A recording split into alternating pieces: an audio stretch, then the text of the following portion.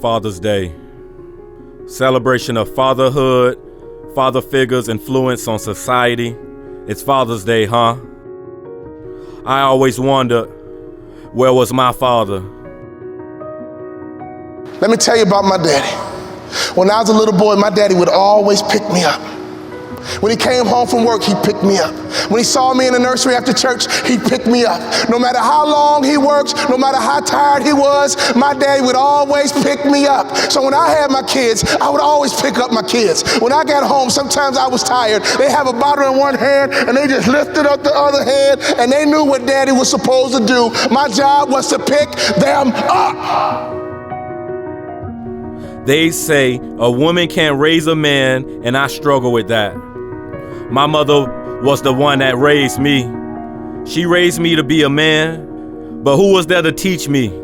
See, as a single woman, she raised me, but she could not teach me. She tried her best. Nobody to teach me how to throw a football, to teach me what being a man is all about. When you pick up a child, it is a spiritual transaction. When you pick up a child, you change their perspective. When you pick up a child, all of a sudden they can see the world the way you see it.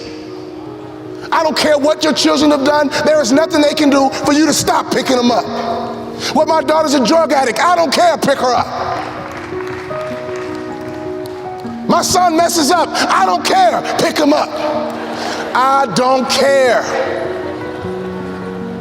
You pick them up. That is your job, mama. That is your job, daddy. That is your job, grandma. That is your job, granddad. Your number one job is to pick them up and change their perspective. My saddest day, one day, my daddy looked at me and he says, boy, you too big. I can't pick you up anymore. But when he couldn't pick me up physically, he would pick me up emotionally. He would pick me up spiritually. I had a great dad because he would always pick me up. He would always change my perspective. At the football games, everybody else's dad was there, but you wasn't.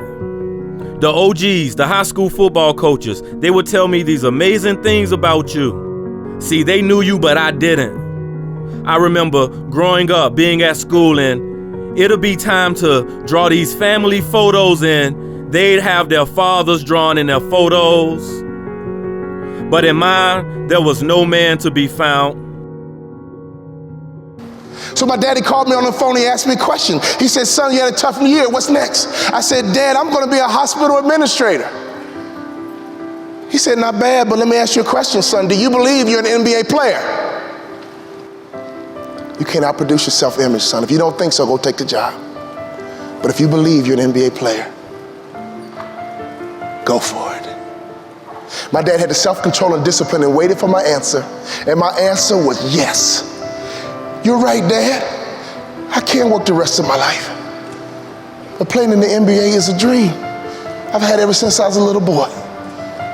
He said, go for it, son. I remember when Mama would say, if I don't get my act together, I'll be just like you. How ironic. And I stand tall for you too.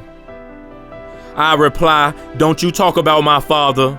Resentment is like drinking poison, waiting for the other person to die. Who am I to judge you?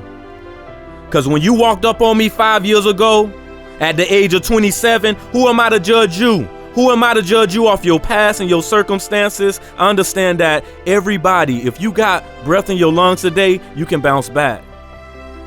I know it may only been 5 years, but I'm here to tell you, if you listening to this message and you have yet to make it right with your old man, if you have breath in your lungs, you can make it right today. Who am I to judge you, Dad, off your past and your circumstances? Who am I to judge you as if I don't know adversity is inevitable? Go for your dreams. Don't live life with regrets. Go for your dreams. Don't live life with regrets. Go for your dreams. Don't live life with regrets. I could always hear my daddy's voice. You have children, you have grandchildren. Can your children and grandchildren hear your voice?